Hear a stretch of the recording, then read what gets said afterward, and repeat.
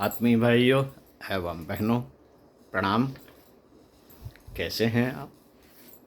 आशा है अच्छे ही होंगे और चिंतन मनन करते हुए साधना, संयम, स्वाध्याय, आराधना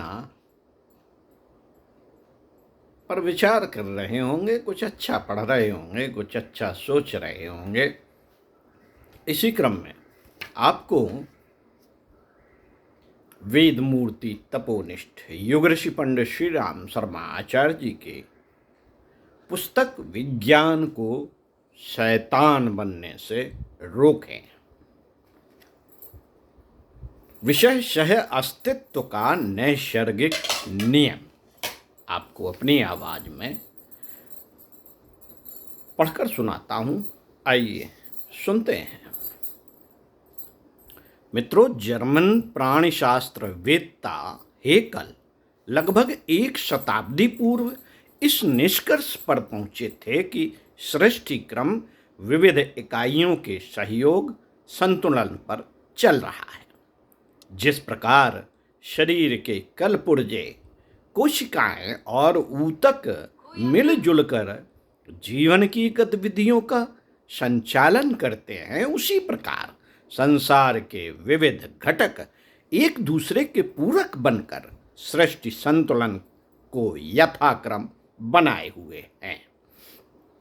यह अन्योन्याश्रय व्यवस्था सृष्टिकर्ता ने बहुत ही सोच समझ कर बनाई है और आशा रखी है कि सामान्य उपयोग के समय मामूली हेर फेरों के अतिरिक्त किसी के द्वारा इसमें भारी उलट पुलट नहीं की जाएगी।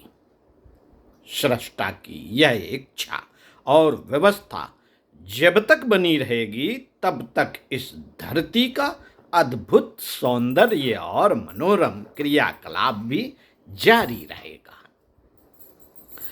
उपरोक्त प्रतिपादन को हेकल ने एकोलॉजी नाम दिया है। तब से लेकर अब तक इस ओर विज्ञानवेत्ताओं की रुचि घटी नहीं, वरन बढ़ी ही है और शोध क्षेत्र के इस नए पक्ष को एक स्वतंत्र शास्त्र ही मान लिया गया।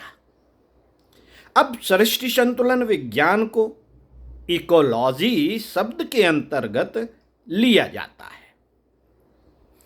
इकोलॉजी शोध प्रयासों द्वारा इस निष्कर्ष पर अधिकाधिक मजबूती के साथ पहुंचा जा रहा है कि प्रकृति की हर वस्तु एक दूसरे के साथ घनिष्ठता पूर्वक जुड़ी हुई है। ऑक्सीजन, पानी, रोशनी, पेड़ पौधे, कीटाणु, पशु पक्षी और मनुष्य, यह सब एक ही धारा प्रवाह की अलग अलग दिखने वाली लहरें हैं, जो वस्तुतः एक दूसरे के साथ विविध सूत्रों द्वारा आबद्ध हो रही हैं। मित्रों, सृष्टि संतुलन शास्त्र के अन्वेषक तीन ऐसे सिद्धांत निश्चित कर चुके हैं जिनके आधार पर प्रकृतिगत सहयोग श्रृंखला इस जगत की व्यवस्था को धारण कर रही है। पहला सिद्धांत है परस्परावलंबन,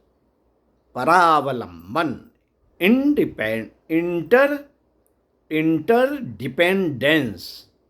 दूसरा है मर्यादा, लिमिटेशन। और तीसरा सम्मिश्रता, कॉम्प्लेक्सिटी। यही तीनों भौतिक सिद्धांत अपने मिले जुले क्रम से विश्व प्रवाह को गतिशील कर रहे हैं।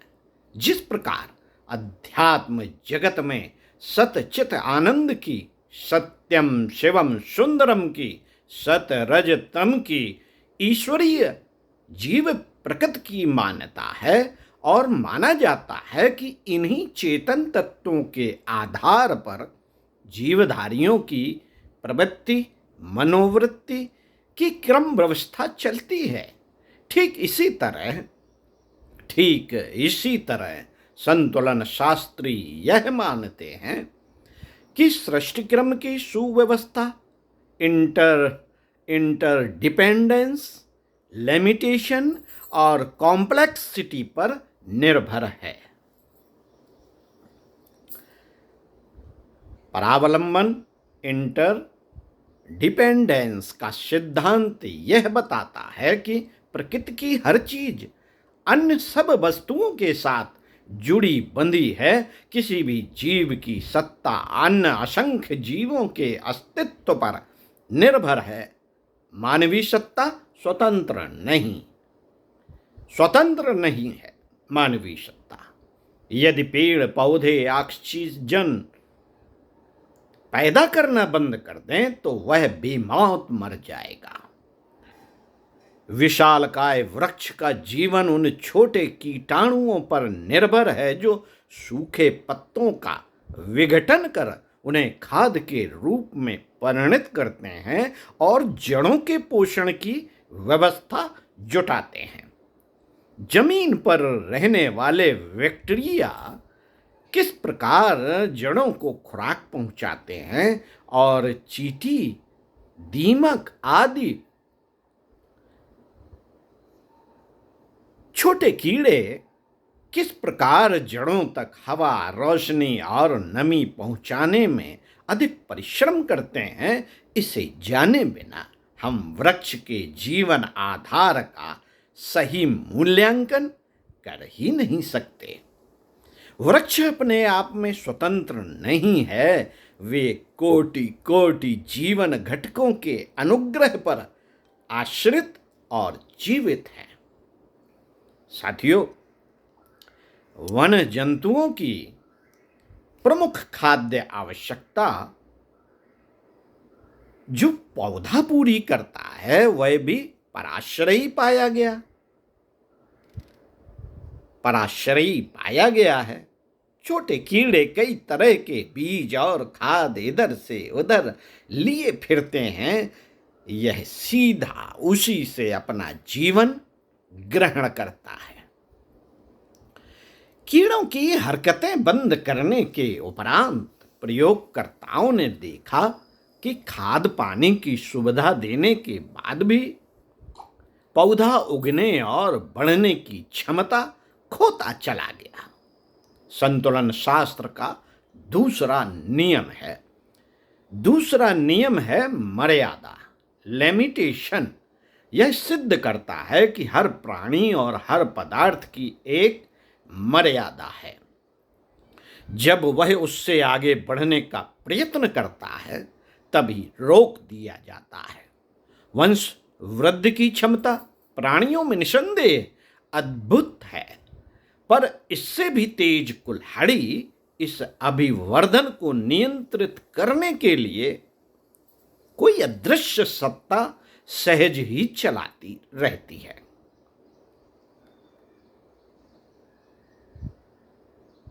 जैसे ही प्राणी सृजन कितना ही क्यों ना करे, पर दौड़ में मृत्यु को नहीं जीत सकता।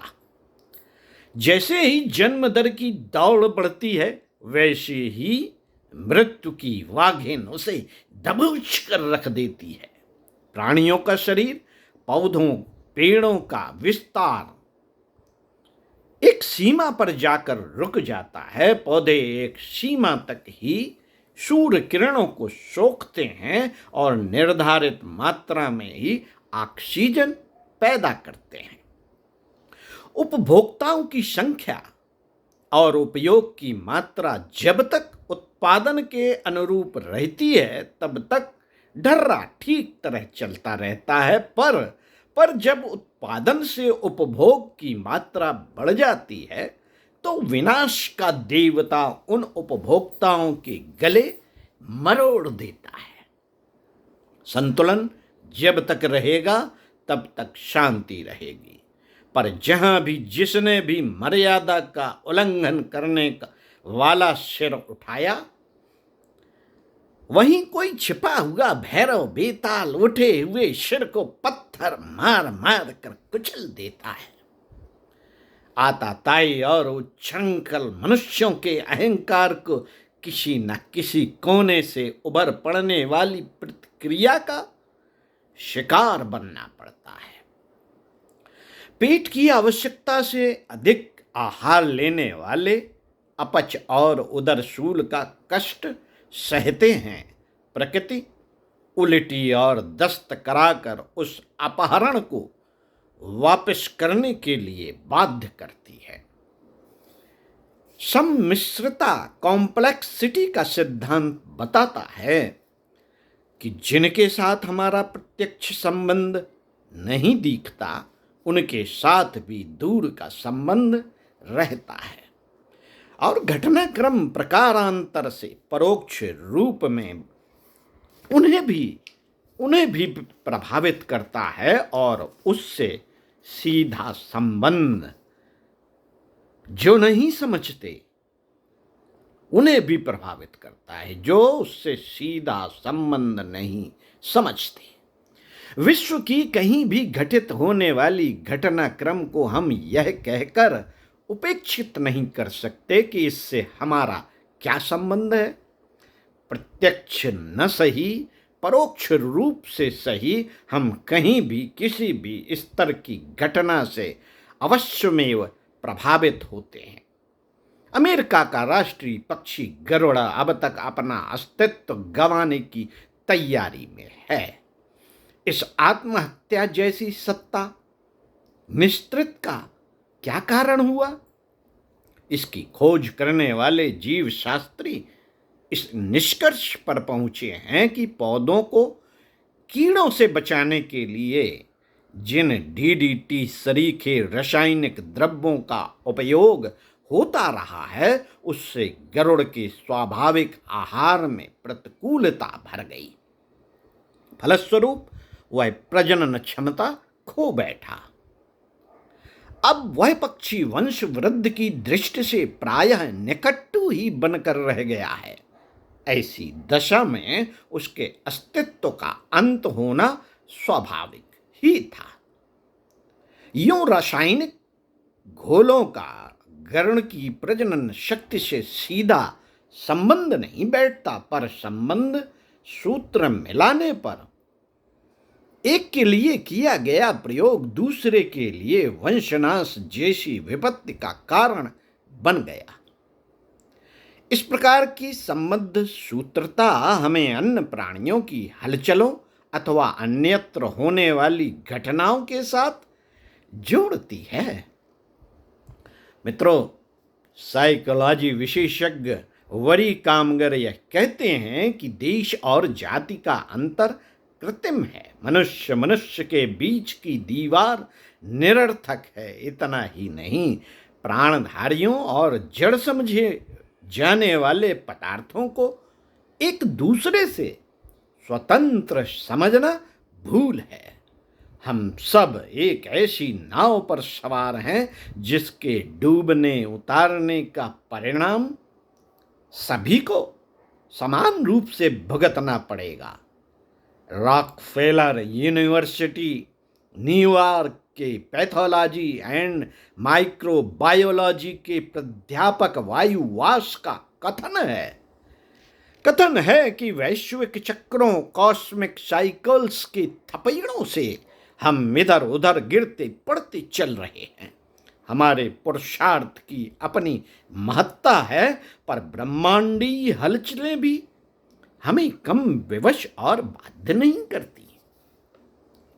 वे कहते हैं कि विज्ञान की सभी शाखाएं परस्पर जुड़ी हुई हैं, इसलिए उनका सर्वथा प्रथम विभाजन उचित नहीं।